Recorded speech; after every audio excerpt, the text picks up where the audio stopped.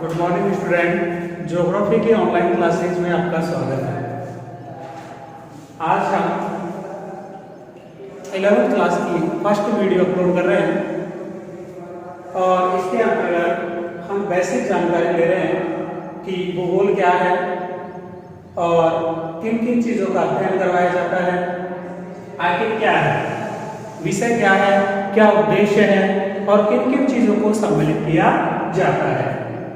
देखिए 10th तक हम पढ़ रहे थे, हमारा एक सब्जेक्ट चल रहा था एसएसटी, एक सब्जेक्ट था एसएसटी। इसके अलावा हमारे जो अन्य सब्जेक्ट थे उनमें हिंदी, इंग्लिश, अन्य मैथमेटिक्स है, साइंस है, वो है।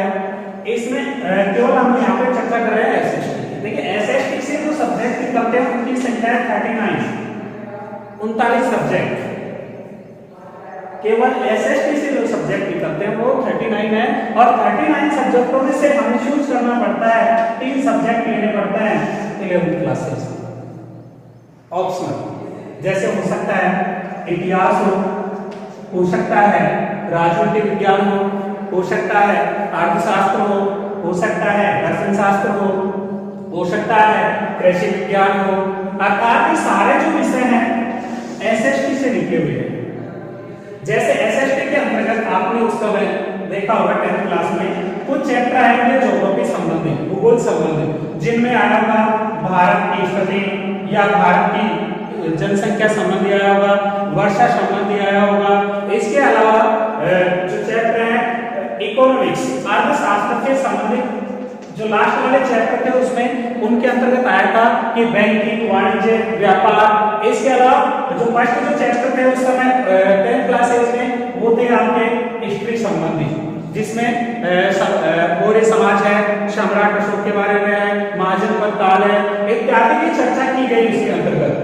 इन सब्जेक्टों से निकल के हमारा एक अलग जो विषय है वो आया भूगोल।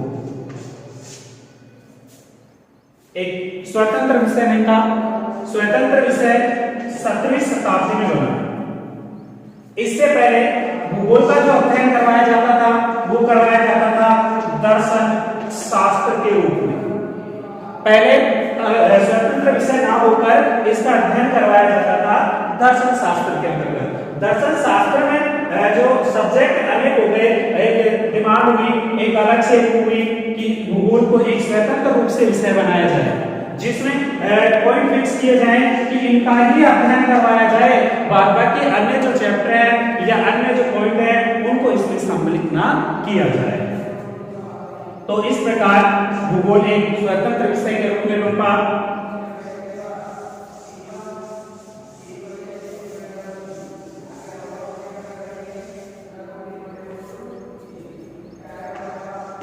देखिए भूगोल 2 शब्दों से मिलकर बना है, जो और ग्राफिक्स, GROPHOS। जो का मतलब यहां पर है पृथ्वी और ग्राफिक्स का मतलब है वर्णन। दोनों का यदि हम सम्मिलित कर लेते हैं तो बीच में किसी शब्दों को जब जोड़ा जाता है इंग्लिश में भी तो कंजंक्शन कहा जाता है। उनके तहत इन्होंने का प्रयोग किया गया और इस श्रृंखला पृथ्वी का वर्णन करना, अर्थात भूगोल का जो शाब्दिक अर्थ है पृथ्वी का वर्णन करना है। अब पृथ्वी का वर्णन अलग अलग विषय के रूप में, देखिए भूगोल है जैसे पेड़ है और पेड़ को क्या हो गया यहाँ पर भूगोल हो गया। मान के चलिए कोई पेड़ है और उसका नाम है भूगोल। अब यहाँ से इसकी शाखाएं निकलेंगी और इन भिन्न शाखाओं में भिन्न प्रकार से अध्ययन करवाया जाएगा। यहाँ पर अलग पॉइंट हो जाएगा, अर्थात भूगोल के अंतर्गत एक अलग हो जाएगा कि इसका केवल इसी में अध्ययन करवाया जाएगा। मुख्य रूप से भूगोल को 2 भागों में विभाजित किया गया है, 2 रूपों में विभाजित किया गया है। इसका अध्ययन 2 रूपों में किया जाता है, एक तो है भौतिक भूगोल और दूसरा है मानव भूगोल। एक तो है भौतिक भूगोल और दूसरा है मानव भूगोल। भौतिक भूगोल के अंतर्गत केवल फिजिकली जैसे पठार है, पहाड़ है, मैदान है, नदियां हैं, लावा है, भूकंप है, सुनामी है, इनका अध्ययन करवाया जाता है भौतिक भूगोल के अंतर्गत। मानव भूगोल के अंतर्गत मानव और पर्यावरण, एक तरफ तो पर्यावरण है, एनवायरनमेंट है, दूसरी तरफ मानव, और दोनों के बीच में जो क्रियाकलाप होगा, जैसे एक तरफ मानव और दूसरी तरफ पर्यावरण, अब दोनों के बीच में, लेकिन कोई भी स्वतंत्र नहीं है, एक दूसरे पर निर्भर है। यूं कहें कि मानव पर्यावरण पर है और पर्यावरण मानव पर है।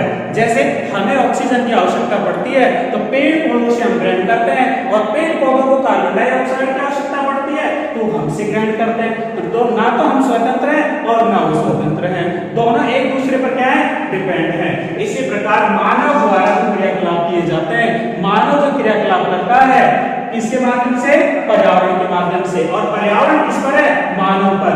दोनों के बीच में जो अंतर संबंध अर्थात दोनों के बीच में जो क्रियाकलाप होगा उन सब का अध्ययन करवाया जाता है मानव भूगोल के अंतर्गत। जैसे कृषि है, व्यवसाय है, इसके अलावा वाणिज्य है, इन सब का अध्ययन मानव भूगोल के अंतर्गत करवाया जाता है। ये तो रहा सामान्य से कि भूगोल क्या है, इसका अध्ययन किस प्रकार करवाया जाता है, कौन कौन सी शाखाएं। लेकिन पुनः एक बार फिर बता रहा हूं कि भौतिक भूगोल का भी विभाजन होगा। जैसे मैंने पेड़ का उदाहरण दिया था कुछ समय पहले कि पेड़ है, दो शाखाएं विभाजित हुई, उन्हें इनकी भी शाखाएं निकलेंगी। जैसे भौतिक भूगोल की चर्चा करें तो भौतिक भूगोल के अंतर्गत यहाँ पर आ जाएगा ज्योतिषीय भूगोल, एक भूगोल का अलग टॉपिक चलेगा, ज्योतिषीय भूगोल जिसका अलग ही होगा। यहाँ पर मानव भूगोल की चर्चा करें तो मानव भूगोल के अंतर्गत एक अलग ही टॉपिक होगा कृषि भूगोल।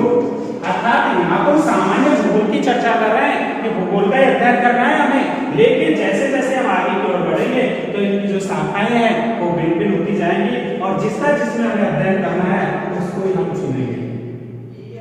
तो 11th क्लास में जो हमारा होगा वो एक है भौतिक भूगोल। मानव भूगोल की चर्चा हम 12th क्लास में करेंगे, और यही जो टॉपिक है भौतिक भूगोल ये 11th क्लास में है, और इसका विवरण आगे बढ़ के बीए फर्स्ट ईयर में आ जाता है। सेम चैप्टर रहता है लेकिन उसका विवरण क्या होता है, बढ़ा दिया जाता है। वही मानव भूगोल का है, इसका भी ये होता है सीनियर क्लास में है, उसके अलावा बीए सेकंड ईयर में वापस से आ जाती है, केवल विवरण बढ़ता है। यहाँ पर पॉइंट्स लगभग समान रहते हैं। तो आज हम मुख्य रूप से चर्चा करेंगे अक्षांश और देशांतर रेखाएं।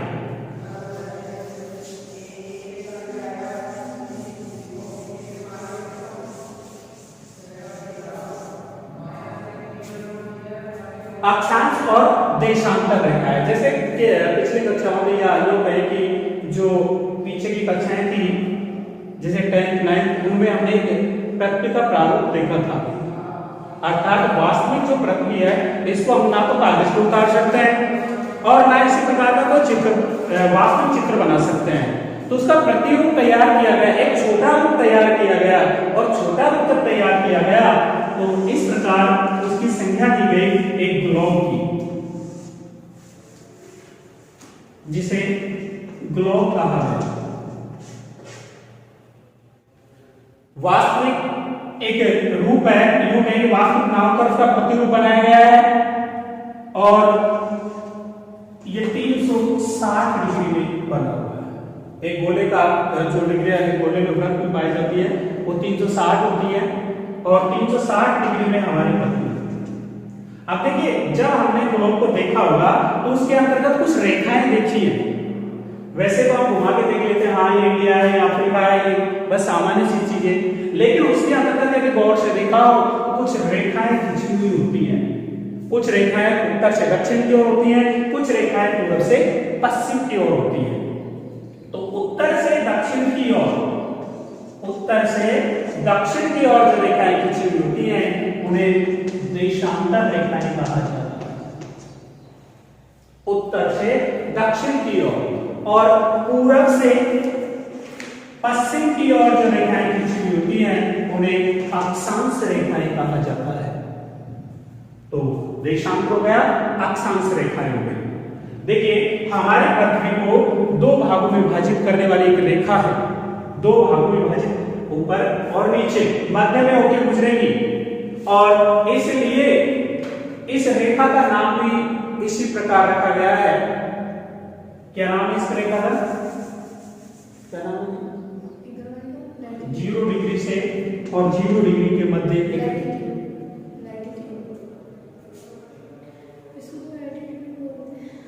इसको इक्वेटर बोलते हैं, बीच की ओर इक्वेटर, ऐसे तो लैटिट्यूड होती है, वैसे इक्वेटर होती है। 0 डिग्री से जोड़ेंगे तो इक्वेटर। देखिए 0 डिग्री भू और मध्य दो शब्द है, याद करने के तरीके से। भू यानी होती है पृथ्वी और मध्य मानी होता है बीच में।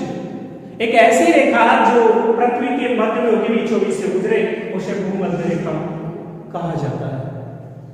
इसका एक अन्य नाम भी है भूमध्य रेखा का, विषुवत रेखा। विषुवत रेखा के नाम से भी संबोधित किया जाता है। इसका ऊपरी जो हिस्सा है ऊपर की ओर, ये तो कहलाता है उत्तरी ध्रुव, और नीचे वाला जो है वो कहलाता है दक्षिणी ध्रुव। देखिए इसी प्रकार इनमें कुछ रेखाएं, देखिए ये तो 0 डिग्री पे हो गई, इसके ऊपर 23.5 और 23.5 डिग्री, 23.5 डिग्री ऊपर है और 23.5 डिग्री नीचे है। ऊपर वाली जो 23.5 डिग्री रेखा है उसे करक रेखा के नाम से संबोधित किया जाता है, करक रेखा। और नीचे वाली जो रेखा है इसे मकर रेखा के नाम से संबोधित किया जाता है। 23.5 पे ऊपर वाली है और 23.5 पे नीचे वाली है। इसके अलावा इनके बीच में भी रेखाएं होती हैं, ऐसा नहीं है कि रेखाएं नहीं है। जहां तक हम जाएंगे 90 डिग्री ऊपर, लास्ट में कितना है 90 डिग्री, और 90 डिग्री दक्षिण में आ जाएगा। तो जब यहां से 0 डिग्री से ऊपर की ओर बढ़ेंगे हम, 1 2 3 4 5 कंटिन्यू चलेंगे और लास्ट में पहुंच जाएंगे 90 तक पहुंच जाएंगे। यह प्रतिक्रिया 90 की होगी। देखिए ये आपने कोई यूं नहीं लगाया कि 23.5 डिग्री यूं खींच दी रेखा कि हमने पकड़ा और चौक हो रही है, 23.5 डिग्री हो गई है, नीचे भी 23.5 डिग्री हो गई। ऐसा नहीं है कि, ऐसा है कि भूमध्य रेखा से जितने डिग्री का कोण बनेगा, यहां से जितने डिग्री का कोण यहां पे बनेगा उसकी उतनी ही डिग्री की रेखा खींची जाएगी। जैसे यहां से करक रेखा पर जो बनने वाला कोण है वो 23.5 डिग्री का बनेगा, इसलिए इसे संख्या की गई 23.5 डिग्री की रेखा या करक रेखा। यहां पर यदि 20 डिग्री की लाइन खींचती है तो यहां पर बनने वाला कोण कितना होगा, 20 डिग्री का ही होगा। नीचे भी ये प्रतिक्रिया है, अर्थात हम ये नहीं कह सकते कि रेखाएं वैसे ही खींच दी गई हो। प्रत्येक रेखा पर जो रेखा खींची गई है उस पर उतने ही डिग्री का कोण बनेगा। देखिए ऊपर वाली जो 90 डिग्री है और नीचे वाली जो 90 डिग्री है, यहाँ पर कोई रेखा नहीं खींची जाती है, केवल बिंदु के माध्यम से संबोधित किया जाता है। अर्थात एक बिंदु बनाया जाता है और यहाँ पर क्या बनाया जाता है, बिंदु बनाया जाता है, केवल दर्शाया जाता है, ना कि कोई रेखा खींची जाती है। इसके अलावा जैसे जैसे हम भूमध्य रेखा से उत्तर की ओर जाते हैं, भूमध्य रेखा से उत्तर की ओर और भूमध्य रेखा से दक्षिण की ओर जाते हैं, तो इन्हें जो भूमध्य और जो रेखाएं हैं ऊपर की ओर जाएंगे और नीचे की ओर जाएंगे, इनके बीच की दूरी है वो कम होती जाती है। भूमध्य रेखा पर सर्वाधिक होती है, लेकिन जैसे जैसे हम 90 डिग्री पे पहुंचेंगे तो यहाँ पर तो क्या है, बिंदु ही दिखाया जाएगा, इनके बीच की दूरी कम होती जाएगी कंटिन्यू ऊपर से नीचे की ओर। और पृथ्वी हमेशा पश्चिम से पूरब की ओर घूमती है, पृथ्वी हमेशा पश्चिम से पूरब की ओर घूमती है। देखिए उत्तर हो गया, दक्षिण हो गया, पूरब और पश्चिम। घूमने का क्रम क्या रहेगा, ये वाला क्रम चलेगा, ये पश्चिम से पूरब की ओर। यदि पृथ्वी पूरब से पश्चिम की ओर घूमती, यदि पृथ्वी पूरब से पश्चिम की ओर यूं घूमती है पृथ्वी, तो उगने वाला सूर्य है हमें किस दिशा में दिखाई देता, पश्चिम दिशा में। अब हमें दिखाई कहां देता है, पूरब दिशा में। आगे हम इसकी चर्चा करेंगे कि किस प्रकार जो सूर्य है एक दिन में किस प्रकार के दिन रात कैसे बनते हैं, अर्थात कितने अक्षांशों को कितने मिनट में पार करता है, कितने देशांतर रेखाओं को कितने मिनट में पार करता है, एक देशांतर को दूसरे देशांतर पार करने के लिए कितना समय लगता है, हमारे यहाँ पर दिन होती है अन्य देश में रात क्यों होती है, ऐसा कितने घंटे बाद में होता है, कोई ऐसा देश भी है जहाँ पर हमेशा जो सूर्य है दिखाई देता है। इन सबकी चर्चा आगे करेंगे, पहले ये हो जाएगा। तो देखिए यहां पर एक तरफ रहा। अब देखिए ये तो हो गया पूरब से पश्चिम से पूर्व की ओर जो रेखाएं खींच रही है। इसके अलावा हम चर्चा करते हैं उत्तर से दक्षिण की ओर, इस प्रकार की रेखाएं। तो ये तो कह रहा है देशांतर। देखिए यहां पर बताया था तुम्हें याद रखने की दृष्टि से कि उत्तर से दक्षिण तय आ रहा है, तो मतलब है देशांतर रेखाएं, और बाद बाकी बची जो अक्षांश रेखाएं। तो यहां पर प्रयोग किया देखिए 90 और 90 है ना, यहां पर 90 और यहां पर उत्तरी में 90 हो गए अक्षांश और दक्षिण में, तो इनकी संख्या 90 और 90 कितनी हो गई 180। हमने काउंटिंग नहीं की है किसको 0 डिग्री को काउंट नहीं हुआ है। तो कुल संख्या यदि ये पूछे कि अक्षांशों की संख्या कितनी है 180, कुल अक्षांश कितने खींचे जा सकते हैं, कुल अक्षांश रेखाएं कितनी खींची जा सकती हैं, तो 2 तो ये माइनस हो जाएंगे, 2 माइनस प्लस 1 प्लस, क्योंकि काउंटिंग हो जाएगी 0 वाली, और 2 माइनस 0 ये हो जाएगी 2। ठीक है। अब आगे हम चलते हैं अक्षांश रेखा सॉरी देशांतर रेखा।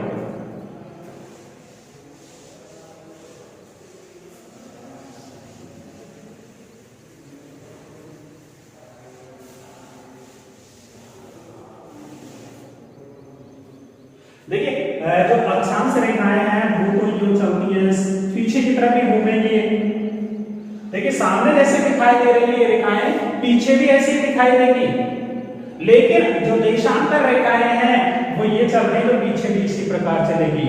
तो कहने का मतलब है कि इनकी संख्या तो 180 भी थी, लेकिन इनकी संख्या 360 होगी।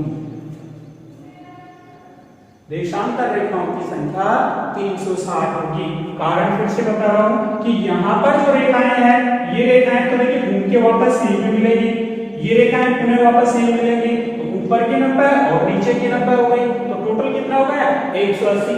लेकिन यहां पर जो देशांतर रेखाएं देखिए यहां से चली नीचे की ओर है, यहां से चली नीचे की ओर, और एक वृत्त में कितनी होती है डिग्रियां 360। तो हमारे पास भी वही है, तो प्रत्येक बढ़ेगी और देशांतर की रेखा की संख्या कितनी हो जाएगी 360 हो जाएगी। जैसे मान के चलिए सूर्य उदय हुआ, सूर्य उदय हुआ है, पृथ्वी पर प्रकाश आ रहा है, पृथ्वी अपने अक्ष देखिए पृथ्वी 2 जगह घूमती है, एक तो अपने अक्ष पर घूमती है और एक घूमती है अपने पक्ष में, 2 जगह चलती है, अपने अक्ष में और दूसरे पक्ष में। देखिए अक्ष का मतलब तो यह है कि जैसे मैं खड़ा हुआ हूं और मैं अपने स्थान पर घूमूं 360 डिग्री घूम जाता हूं, तो मैं अपने अक्ष में घूम रहा हूं, मैं अपने अक्ष में, तो पृथ्वी अपने अक्ष में भी घूम रहे और कक्ष में भी। कक्ष का मतलब जैसे क्लासरूम है और मैं इसके चारों तरफ घूम के आऊं, मैं क्लास के चारों तरफ घूम के आऊं, तो ये हो जाएगा मेरा कक्ष। अर्थात ये मान के चलिए कि हम गिरिराज जी के गए हुए हैं, परिक्रमा कर रहे हैं, तो गिरिराज जी की जो परिक्रमा हुई है वो कहला रही है कक्ष, और स्वयं जो घूम रहा है वो कहला रहा है अक्ष। तो पृथ्वी अपने कक्ष में घूमती है और अक्ष में भी घूमती है। अक्ष पे घूमती है उसमें तो 24 घंटे में एक बार पूरा चक्कर कर लेती है, 24 घंटे में पूरा एक बार चक्कर पूरा कर लेती है, और जब अपने कक्ष में घूमती है तो 365 सही 1/4 दिन लगते हैं, 365 सही 1/4 दिन लगते हैं। देखिए 365 से 1/4 दिन, देखिए पीछे का तो पॉइंट चल रहा है 1/4, तो मतलब लगभग 6 घंटे हुए 1/4 1/4। तो हमेशा देखते हो कि फरवरी है ना, कभी 28 आती है, कभी कम ये चलता रहता है कि 4 साल में एक बार प्लस होती है। तो वो रीजन यही है यहाँ पर। जैसे मान के चलिए कि अब की बार मान के चलिए अब की बार है 2020 को लेते हैं, अब की बार 1/4 होगा, 6 घंटे बढ़ गए। नेक्स्ट 2021 में फिर 1/4 6 घंटे फिर बढ़ गए। इसी प्रकार 22 में भी यही रहा, 1/4 6 घंटे फिर बढ़ गए, फिर 1/4 6 घंटे फिर बढ़ गए। टोटल माइनस कितना हो जाएगा 24 घंटे। 24 घंटे बढ़ेंगे तो एक दिन क्या हो जाएगा, बढ़ जाएगा। तो हमेशा जो ईयर में है, जो फरवरी है, उसमें एक दिन की बढ़ोतरी हो जाती है। वो यही रीजन है कि 1/4 वाला, क्योंकि 1/4 टाइम लेती है। पूरे यदि लेती तो यहाँ पर फिक्स हो जाता है कि फरवरी इतने ही दिन की होगी, लेकिन ये पॉइंट रहा है यहाँ पर 1/4 का। तो देखिए अपने अक्ष में घूम रही है, जब तो निर्माण हो रहा है किसका, दिन और रात का। 24 घंटे में ये घूम रही है अपने अक्ष पर, 24 घंटे में अपने अक्ष से घूम रही है, तब तो निर्माण किसका हो रहा है, दिन और रात का। लेकिन अपने कक्ष में जब घूमेगी, अर्थात ये चक्कर लगाएगी, उस समय जैसे मौसम का बदलना,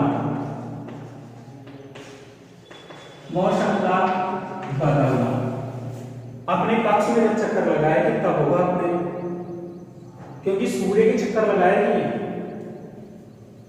सूर्य के देखिए नेक्स्ट क्लास में मैं बताऊंगा कि 365 दिन है, वो किस प्रकार डिवाइड होंगे, इनकी तारीखें किस प्रकार होगी, कि सूर्य कब तो कर्क रेखा पर चमकता है, कब मकर रेखा पर चमकता है, और कब भूमध्य रेखा पर चमकता है। जब दिन बड़े होते हैं, रात बड़े होते हैं, उत्तरी ध्रुव में 6 महीने के दिन सुना है कि 6 महीने के दिन हो जाते हैं, और दक्षिण ध्रुव में 6 महीने की रात हो जाती है। तो ये सारी प्रतिक्रियाएं हैं, इसी के कारण होती है, अपने कक्ष के चक्कर के कारण। क्योंकि हमारी जो पृथ्वी है ना, गोलाकार नहीं है, एक संतरे के आकार भी कह सकते हैं। गोलाकार तो गेंद ही होगी, गेंद कह सकते हैं कि गोलाकार गेंद है, लेकिन हमारे देखिए ऊपर वाला जो भाग है चपटा हुआ है, और चपटे होने के कारण जब सूर्य का प्रकाश तिरछा पड़ना प्रारंभ हो जाता है तो नीचे की तरफ सूर्य का प्रकाश कम पहुंचता है। इसलिए यहाँ पर जो रात और दिन है उनकी अवधि में अंतर आ जाता है। ऐसे कहते हैं कि 12 घंटे की रात और 12 घंटे के दिन होते हैं, लेकिन कभी कभी ऐसा समय भी आता है कि दिन की अवधि 14 घंटे पहुंच जाती है।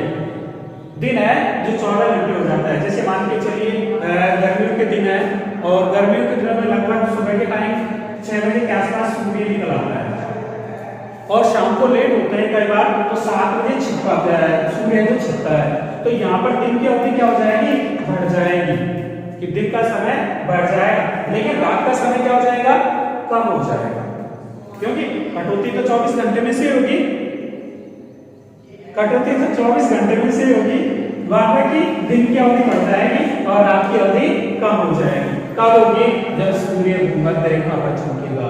हमारी बात करें तो हमारे मध्य में होकर कर्क रेखा गुजरती है। देखिए मानचित्र में हमारे लगभग 23.5 डिग्री जो रेखा है, ये भारत मध्य होकर गुजरती है, कर्क रेखा। और कर्क रेखा पर जब सूर्य चमकेगा तो भारत में भीषण गर्मी होगी, और लगभग मान के चलिए हमारे यहाँ पर कब होती है गर्मी, जून में। तो कह सकते हैं कि सूर्य है जो कर्क रेखा पर जून में चमकेगा, 21 जून, ठीक है, कि इस पर सूर्य है जो चमकेगा, और चमकने से भीषण गर्मी होगी, दिन की अवधि बढ़ जाएगी।